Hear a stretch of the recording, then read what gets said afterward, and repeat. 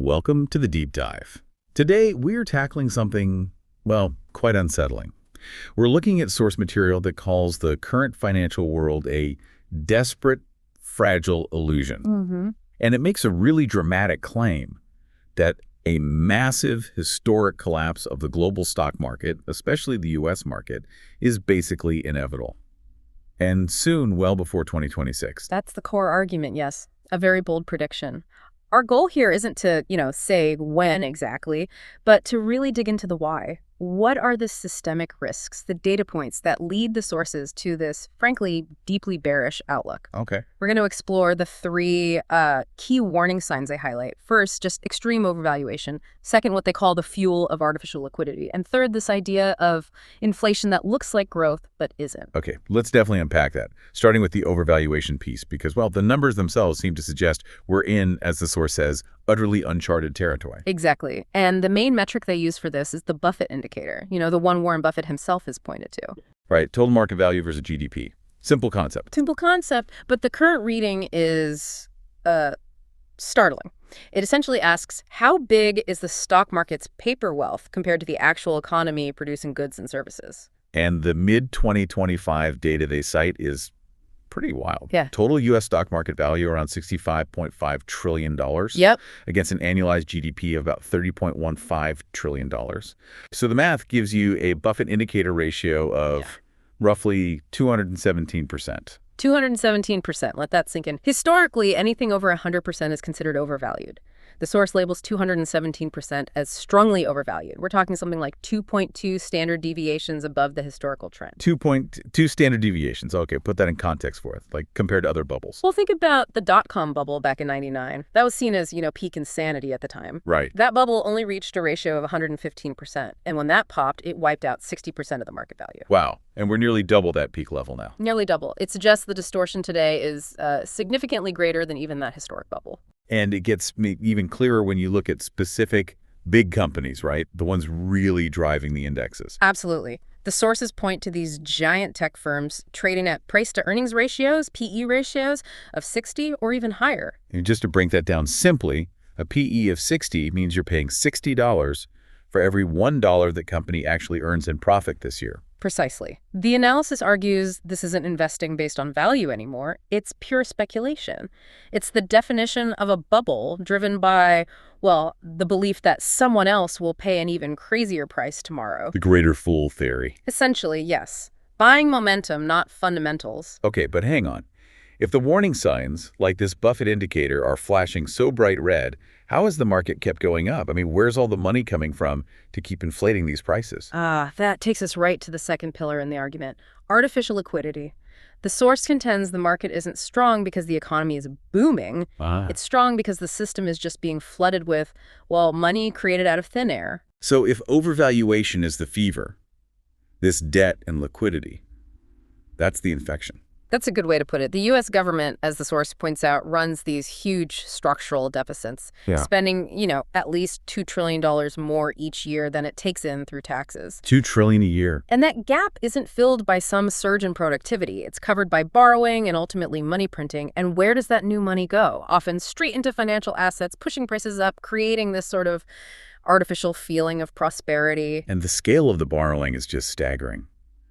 The source puts the total U.S. federal debt, as of September 2025, at around $37.4 trillion. Trillion, yes. Which is about 123% of GDP. 123%. How has that been sustainable? I mean, historically, it's been the dollar's role, right? The world reserve currency. Exactly. That's been the key pillar holding it all up. Because the world needed dollars, the U.S. could kind of borrow almost endlessly. But, and this is crucial to the source's argument, that foundation seems to be cracking. How so? What are the signs? Well, you see countries actively trying to trade more in their own local currencies. They're setting up alternative payment systems that bypass the dollar. And maybe the most telling sign, central banks around the world are buying gold at rates not seen in decades, multi-decade highs. Gold, the traditional hedge against currency risk. Precisely. It's a collective move. A clear signal they're hedging against the risks baked into a system built on ever-expanding dollar debt. Okay, but then the counter-argument is, don't the central banks, like the Fed, have unlimited power to just keep printing? Can't they just keep this going indefinitely if they have to? Does this prediction underestimate their power? That's a really important question. The source argues they're actually caught in what it calls a liquidity trap. A liquidity trap. Yeah, think of it like the economy has been on stimulus for so long, it's basically addicted to cheap money now. The central banks know that if they try to aggressively pull back that liquidity, if they really stop the printing and the borrowing support, they risk causing a sudden catastrophic crash. Not just in stocks, but in everything. Bonds, real estate, all at once. So they're kind of trapped. They have to keep feeling the illusion to stop an immediate collapse. That's the argument. They're forced to keep the stimulus going, just kicking the can down the road, delaying the inevitable withdrawal symptoms, so to speak. That makes a scary amount of sense. Okay, let's move to the third pillar then. If debt is the artificial fuel, what's hiding the smoke and fumes? The source says it's inflation, calling it the quiet theft of the dollar's purchasing power. Right. Inflation plays a really insidious role here, according to the analysis. It's not just that your groceries cost more, it actually helps create this illusion of growth that the market loves. How does that work? Well, look at the late 2025 CPI data mentioned. Overall, inflation might be around 3.0% year over year. But things people have to buy, medical care, rent, education, those are often rising much faster. Okay, so costs are up. But how does that feed the market illusion? Because when prices rise across the board, companies automatically report higher revenues and higher nominal profits, not necessarily because they sold more stuff or became more efficient, Right. just because the price tags are bigger. Ah, right. The source had that example. A $10 profit on a $100 sale looks like a $20 profit on a $200 sale after inflation doubles prices. Exactly. The dollar amount of profit doubled, even if the actual business activity didn't improve at all. But the market sees profit growth and rewards it with higher stock prices, higher valuations. It's a kind of fake growth signal. And this creates what the source called a silent wealth transfer. Yes, a very significant one. Think about it. The richest 10% who own most of the stocks, they win twice. Their portfolios balloon from this asset inflation. Right. But the middle class, they lose out. Wages aren't keeping up. The source cites median wage growth expectations around 2.6% in late 2025. That's below even the official inflation rate, let alone the rising cost of necessities.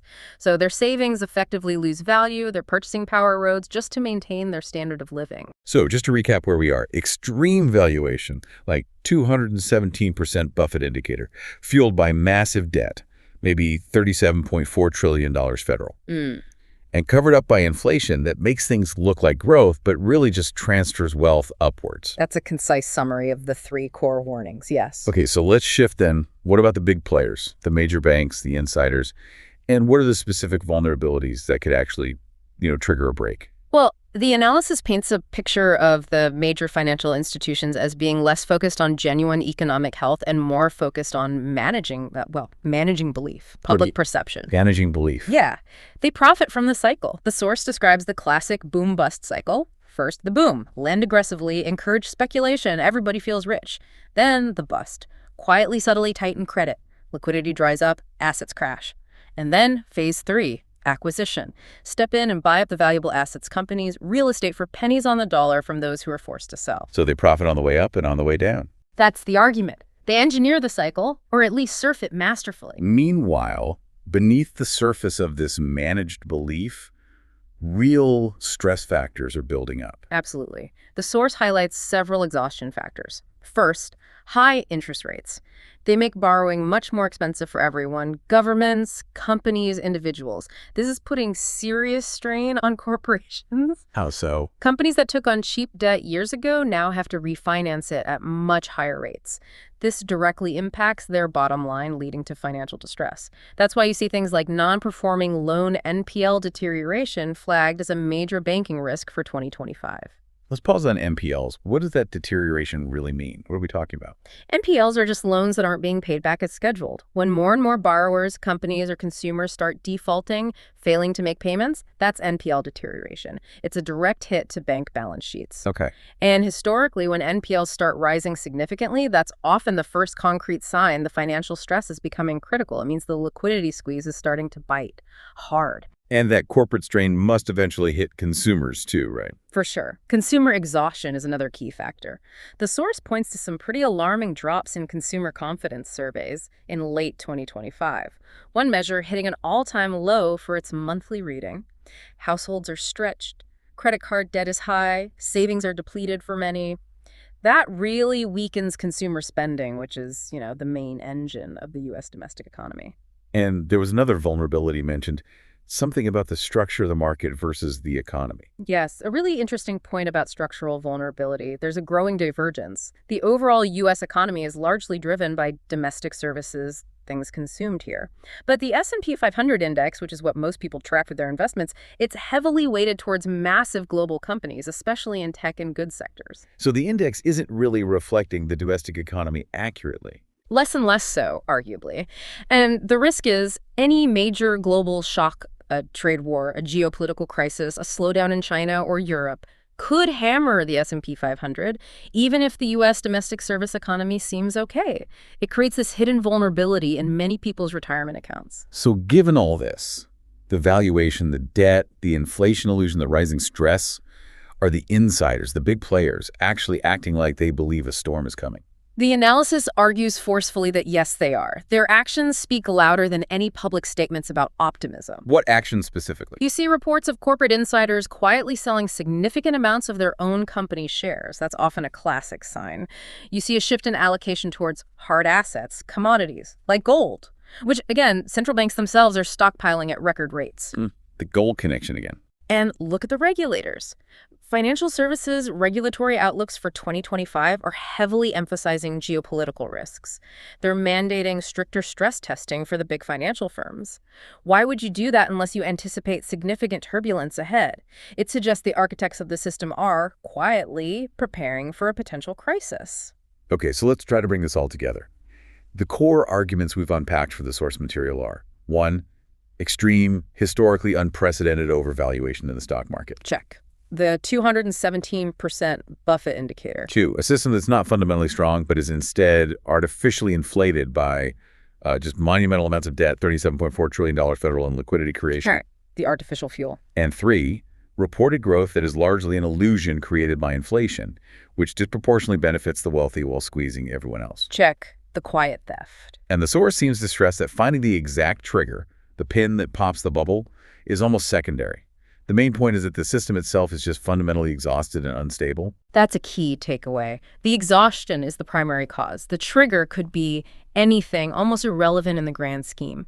And what's really stark is the conclusion that when belief finally breaks, the collapse won't be a gentle correction. It'll be violent and fast. Because the stability was an act all along. Exactly. The moment the public realizes that, the game is up. And the final, maybe most cynical point the source makes is that the system is almost designed so that the insiders, the big banks, they survive. They even profit from the chaos that follows. Right. Buying assets cheap in the aftermath. Buying assets cheap. So wrapping this deep dive up, what does all this analysis mean for you, the listener, just trying to navigate this? The takeaway seems to be that the market maybe isn't reflecting the real economy anymore.